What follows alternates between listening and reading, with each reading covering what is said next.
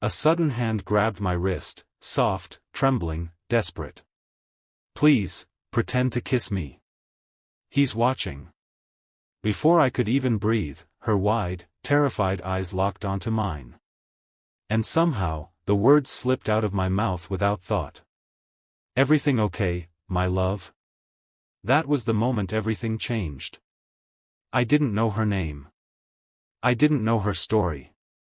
All I knew was that the fear in her eyes was real, raw, and aimed at a man standing just a few feet away, watching her like she was a possession he lost and wanted back.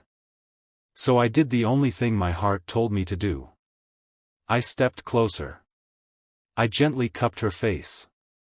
And I leaned in, far enough to convince him, close enough to feel her breath shake against my lips. She exhaled a broken whisper.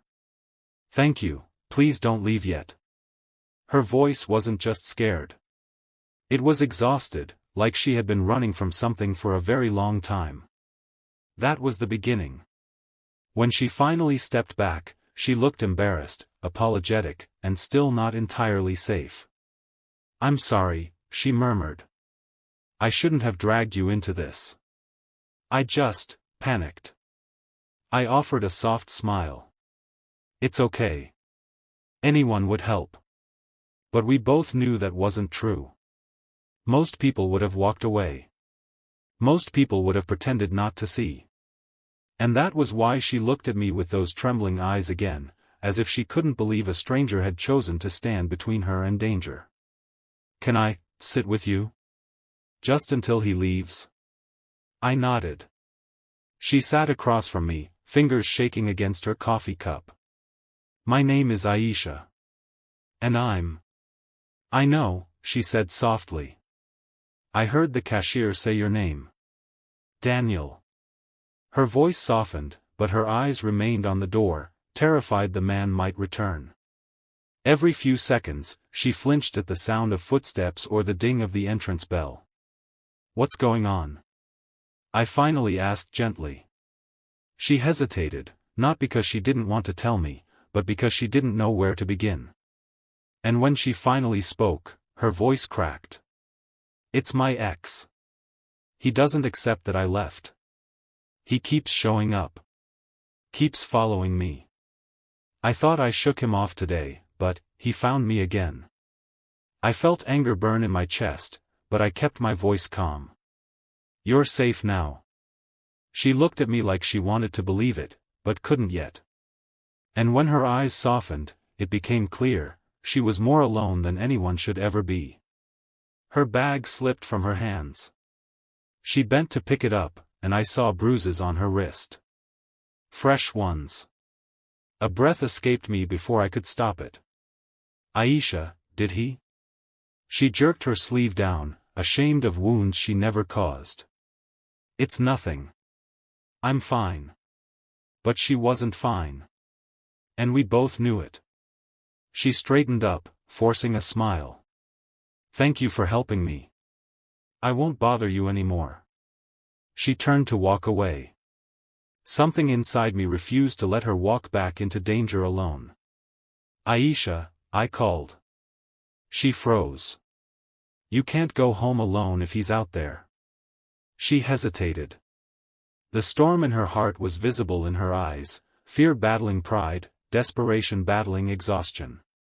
Finally, she whispered, "I don't have anywhere else to go." So I walked with her. At first, she kept a careful distance, afraid to inconvenience me.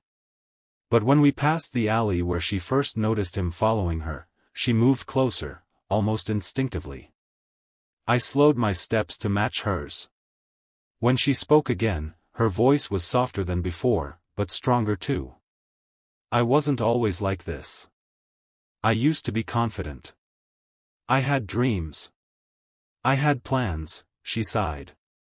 "But someone who claims to love you can slowly turn you into someone you don't recognize." I listened. Not to judge. Not to fix. Just to listen. She continued, "You don't realize you're losing yourself until one day you look in the mirror and you don't know the person staring back." Her words broke something inside me. When we reached her building, she stopped at the gate but didn't move to enter. Her eyes glistened. "I don't want to go in. Not until I'm sure he isn't around." "Then I'm staying right here," I said simply. She looked at me, really looked. Like she was searching for an angle, a hidden motive, a crack in the kindness.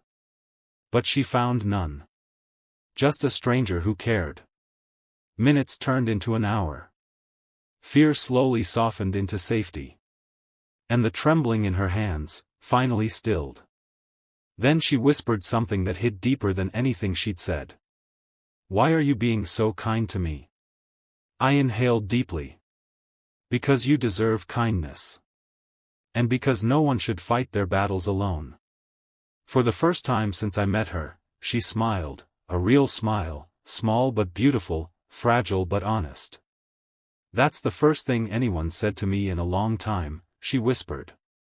As the night settled around us, something unspoken formed between us, not love, not yet, but something gentle. Something safe. Something that promised healing where pain once lived. And in that quiet moment, with streetlights glowing above us and fear finally losing its grip on her heart, she whispered, "I'm glad it was you today." And I, still the stranger she'd begged to pretend for a moment, felt something shift in my own heart. Because maybe, just maybe, some strangers aren't strangers at all. Maybe they're the people we were always meant to meet, right when life feels impossible. Their story didn't end there.